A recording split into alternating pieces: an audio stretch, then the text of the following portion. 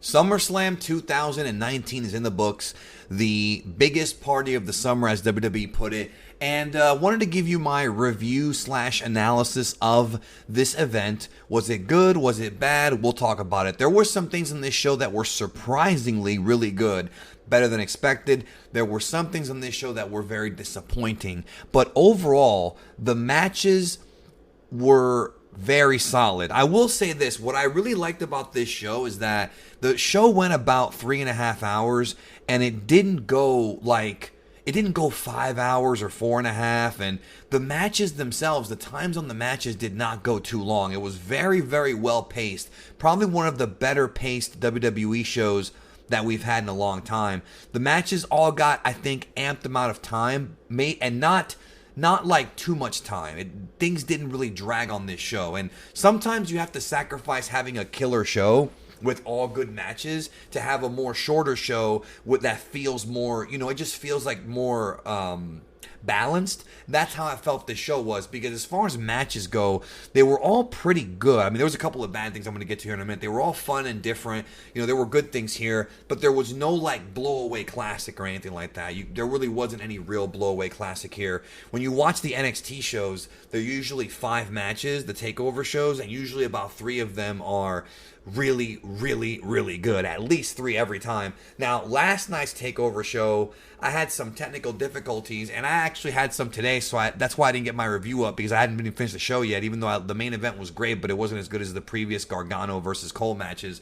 That's one thing I want to start with real quick. The WWE Network did a recent change in their layout, and it's absolutely atrocious. I have a brand new 4K LG TV that I bought back in November, and I've had a Chromecast, the new Chromecast I bought a couple months ago, and neither one of them worked for the network. Neither one worked. The TV app looked like it just didn't play right. It just froze. And then the Chromecast, the audio was off by like 30 seconds, so you would hear the audio before you saw the video. Just atrocious service, and I'm actually kind of irritated at WWE for changing it like this and not fixing it, but I really hope they fix it soon, because that affected my viewing of this show. For example, the opening match with Becky Lynch and Natalya for the women's title, the submission match, it was, I only saw a little bit of it, and from what I saw, it was good, but I can't really give you a real review on that match because I had technical difficulties. But I did see the rest of the show. So we had Goldberg and Ziegler actually go on after the Becky and Natalya match, and it was exactly what we were expecting. 2 spears and a jackhammer. It just total nostalgia here. Goldberg was trying to erase that Undertaker match he had, but he looked great here. He did a couple spears, jackhammer, 1, 2, 3. It felt like 1997 all over again, which I got a smile on my face right now if you can't tell. Ziggler's so good at selling, and I know some people are going to be like, well, they should put the young guys over. Yeah, but Goldberg still has mileage in him. He's still a star. He still has that weird charisma and that nostalgia factor, so they want to protect him. I think guys like him and The Undertaker are going to be protected, mostly. And Ziggler he's just never going to get anywhere, it seems. As far as, like, he's getting paid well, but as far as being, like, a world champion again, I don't see that happening. This is his role now, and until he chooses to go to AEW or a different company, this is where it's going to be. But, hey, he did a great job here. After he lost to Goldberg, he gets on the microphone and he's like, you can't face me man to man. I knew you were a coward. Goldberg comes back in and spears him. Then he says it again. Goldberg back comes in again and spears him again. Just really felt very nostalgic, and I enjoyed it. And the crowd went nuts for it. The crowd went totally nuts for that. They had this cringy segment with Drake Maverick and the New Day. Just really, really cringy. Then we had AJ Styles and Ricochet. This match, okay, I like this match a lot, but this is the match that I think could have benefited from getting a little bit more time. I thought that knowing who these guys are and how good they are, it really reminds me of the AJ Kevin Owens feud they tried a couple years ago, where they just kept having these decent matches and we're all kind of waiting for the classic. Same thing with AJ and Nakamura, which we actually did get at the end of the feud. This match was like that, where it was good, it was solid, but it wasn't the classic that I know these guys can put together, and I'm not really sure why. But the finish was outstanding. Ricochet goes on the top rope. He goes for this like will-o'-the-wisp type move. AJ catches him into the Styles Clash 1, 2, 3. It was beautifully done. And then afterward, the OC, the original club, beat up on Ricochet. So this is going to be the new heel faction on Raw going forward for the rest of the year is the OC. And I think what they're probably going to do is they're probably going to have AJ face off against Seth at some point, champion versus champion, because now that AJ is a heel, I think that chemistry can work better. Right? And I think that they could have better matches because now you've got a definitive heel and babyface, so they can work, a more traditional kind of solid, good match with near falls and, shenanigans. Bayley and Ember Moon, the crowd was dead, first of all. This is a bathroom break match. I think that this match was good, not great. It was like a TV match. I love the finish. Again, another good finish. Bayley hits the belly to belly from the top rope because Ember Moon goes up there and hits the belly to belly for the 1, 2, 3. I actually liked a lot of the psychology here because the story was that Ember Moon had been studying Bayley, so she knew what moves to counter with what. Just really good kind of New Japan style wrestling here. It never got to the level of being spectacular. Again, this is what I was talking about. Like, if this match and the AJ match had maybe 5 more minutes, they could have been great. But you had to sacrifice them. But it's okay because other stuff on the show, made up for it. But I think they'll have more matches and better matches later on. Kevin Owens and Shane McMahon, I actually was dreading this because I don't care about this feud at all. And I think it really was great seeing this. Kevin Owens is super over in Canada, of course. Of course he is. And the one thing I did not like about this match was the finish. I thought, they did this thing where Elias was the referee, and they had all kinds of shenanigans with that. And then they had basically the finish where Kevin Owens has a chair, and he's teasing hitting Shane with it, but if he hits him with it, he'll get DQ'd and lose his career. Because remember, if he loses the match, his career's over. So instead, he throws the chair away, he gives to the referee. As the referee's putting the chair away, he low blows Shane and then hits him with the stunner for the 1, 2, 3. The problem with that finish is we've seen that before. We actually saw the same exact spot almost last night by Adam Cole and Johnny Gargano. We just saw that same spot. They've been reusing that too much, and it's really kind of played out. Plus, Kevin Owens should never have to cheat to beat Shane McMahon, but it was kicking the balls, and Shane kind of deserves it. So, where do we go from here? I really do not know where we go with these characters, but I don't want Shane McMahon to be a lead heel anymore. I think his time has come. I think he needs to step away and let some other guys take the reins as the lead heels. Maybe we're going to see Kevin Owens against Drew McIntyre, which would be good as a feud.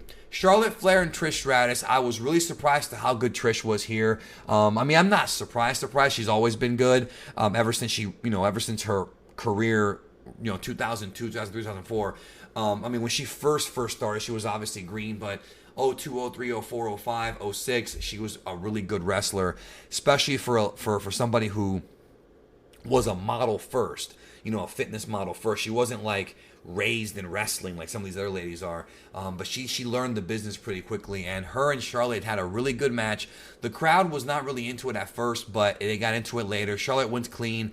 This is effectively done. We have Goldberg going over, but here we have like the legend Trish coming in and putting over Charlotte. So you had the legend Goldberg getting his win, but you had the other legend Trish putting over Charlotte, which makes sense because Charlotte is like their top girl. Her and Becky are the 2 top women. Ronda's gone, so you got to protect them.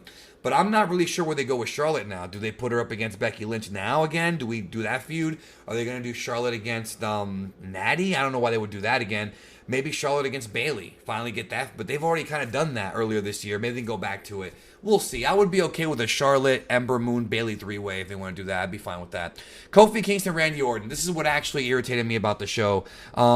These guys, first of all, I've said it before, Randy Orton's my favorite character right now in wrestling. He's hilarious. This man takes pictures of himself on Instagram at the beach. I'm laughing right now, excuse me. He knows he has a match, Sunday, but earlier this week he's been showing these pictures of him and his wife on Instagram at the beach, while these marks are all in their buses and stuff like that. He's on the beach. It just makes me laugh as to how comical Randy Orton is. All right, I got a smile on my face. I love Randy Orton. But, Kofi's title reign continues. But the finish here was whack, bro. This finish was whack. They brawl outside, and then Kofi's wife is out there, and then Orton, is like teasing doing something, and then they start brawling outside. Then the referee counts them out. Terrible. Okay, double count out finishes, dude. Okay, you can do them on TV, but on pay-per-views, especially for this feud, it's just very lazy. This was the laziest booking WWE's done in a long time. Very lazy because, okay, first of all, you did the same thing last year. AJ Styles, Samoa Joe, that finish was almost identical to this one, and people hated it back then too. This is one of those finishes that pretty much screams, we couldn't come up with a finish, but we don't want either guy to lose, so we're going to do a double countout. That's pretty much what it was. They don't want Randy to lose, so they're going to do rematches, probably into Hell in a Cell, and they don't want Kofi to lose because he's the champion. They didn't want to give the belt to Randy yet. They want to give Kofi a longer reign. That's fine. I get it. You don't want either guy to lose. The problem is you got to have somebody lose sometimes, and they could have easily done a finish where Kofi wins with a roll-up or some kind of, scientific wrestling move, and then, and then Randy Orton punts him or something, or, RKOs him and calls him stupid, or maybe you know what they should have done? This would have been my finish. My finish would have been Kofi Kingston rolls him up for a 3, and then Randy gets up and, tries to shake Kofi's hand, right? Like saying, oh, you got me, you outsmarted me. Kofi shakes his hand, he gets RKO'd, and then Randy calls him stupid again for falling for it. Then you keep the feud going. It's not that hard to book wrestling, bro. It's not that hard. And that would have been a much better finish than what they gave us here, which was a double countout. And then Kofi beats up Randy after all with a kendo stick. It's just so contrived. It really hurt the show. And if this had a better finish, it would have been a much better show. So this match, the match was fine, but the finish was complete garbage. Bray Wyatt and Finn Balor, totally just a new character debuting type of match. It was not a competitive match at all. I mean, it was a little competitive, but, Bray Wyatt came out there with new music, obviously the new mask, everything being the new character, The Fiend. And, he's got the mandible claw now that he uses. But this was all pretty much theatrics. It was all, as Bane would say, theatricality. And what was it? What was the line in Batman? Theatricality and deception. Yeah, that's what this was. It's like a remix. His theme song's like a Slipknot remix of the original one that he had, Broken Out of Love or whatever. I think it has a different name, but either way, the entrance and everything was fantastic. Love the Bray Wyatt character. It got over huge in that building. People love this character, and Finn Balor's supposed to be taking time off, so I get him losing here. If you're going to take time off and heal up or whatever his issue is, which I think everybody in the company should take time off at some point at different times throughout the year, to give them a chance to heal up. So, that's fine, but you got to lose on the way out. And he did that. He put over the Bray Wyatt character. Obviously, Finn will be back as, the Demon, and we'll get the Demon against the Fiend at some point. This is not over yet, but I think that right now, the sky's the limit for the Bray Wyatt character, and I'm actually hoping that he goes for the title. I actually want him to be champion. Speaking of which, Brock Lesnar, Seth Rollins for the Universal title. Look, whether you like Lesnar or not, the guy, when he wants to work and when he wants to sell, he can do it. He is a great wrestler. Point blank, no argument. The problem is the last couple of years, his matches have been these really gimmicky, like suplex, F5 matches, and that's all they've been. For the most part. Some have been fun, some have been exciting, some have been terrible, but that's pretty much what they've been. Whereas if you go back and look at his work prior to that, like his match with Cena in 2012 Extreme Rules, or the CM Punk match at Summerslam 2013, he was much more of a traditional kind of worker, going back and forth. Here we have this monster Lesnar, but this match with him and Seth Rollins was the best match between these two we've ever seen. It was better than that Battleground 2015 match, and it was better than the WrestleMania match. It may not have been as good as the Royal Rumble 2014 three-way with John Cena. I think it was 2015 Royal Rumble. No, it was 2016 actually. Was it 2016? No, it was 2015. The 2015 Royal Rumble. It was Lesnar, Cena, and Seth Rollins. That was what a great match. Go watch that match if you haven't seen it in a while. But anyways, this was really good. Seth did a lot of punishment on Brock. This felt like more of an earned win because he did everything from a splash to the top rope. He figured out how to reverse the German, so they told that story a lot. He had to overcome Brock's size while having a rib injury. And really, Brock was on the defense in most of the match. Seth was doing a lot of super kicks, curb stomps. He was doing the best he could to knock this guy out, and he finally did it at the end. Big curb stomp at the end to get the 1-2-3. Lesnar put him over clean in the middle. No shenanigans, no Lesnar. You can't say it was a surprise victory. Seth Rollins has slayed the beast 2 times. And where do we go from here? Again, with Seth, him and AJ can have their feud, or maybe him and Bray Wyatt. I mean, who knows what's going to be that. Lesnar, I think he's going to be gone until probably the build-up to WrestleMania or maybe Survivor Series. We'll see. We'll see what they're going to do with him, but I don't see this feud continuing. I think Brock's going to move on to a different opponent in the future, whenever that is. But this was a really, really good match. It was, I don't think it was a classic by any means, but I think it was, for modern Lesnar matches where it's just a bunch of big moves, this one told a story. It was effective. Both guys worked hard, and Lesnar really sold. Like, Lesnar lost definitively here. This was like not a fluke win. This was a million times better than the freaking Roman Reigns match last year. God, I hated that match. That was terrible, terrible, terrible stuff. And I like Roman, but this match was exactly what that match should have been. It told a story. Lesnar was selling for this guy. He was selling for Lesnar. They both made each other look good, and I enjoyed it. And it was a good end to a pretty solid pay-per-view. Again, not the best SummerSlam. There have been way better ones than this one, but I think if you're going to see this show, check out the Lesnar-Seth Rollins match, and check out the Bray Wyatt match as well, because just that character, is really, really cool. And other than that, the rest of the matches were just okay. AJ and Ricochet was pretty good. Maybe check out the Goldberg match. It was pretty short. It was about a minute long. But you don't have to spend too much time on this show. But overall, I enjoyed it. And let me know what you think in the comments. It was, again, solid. Not a great show by any means, but a good show. And it was not a waste of time. So that's it. Thanks for watching, and I'll talk to y'all soon.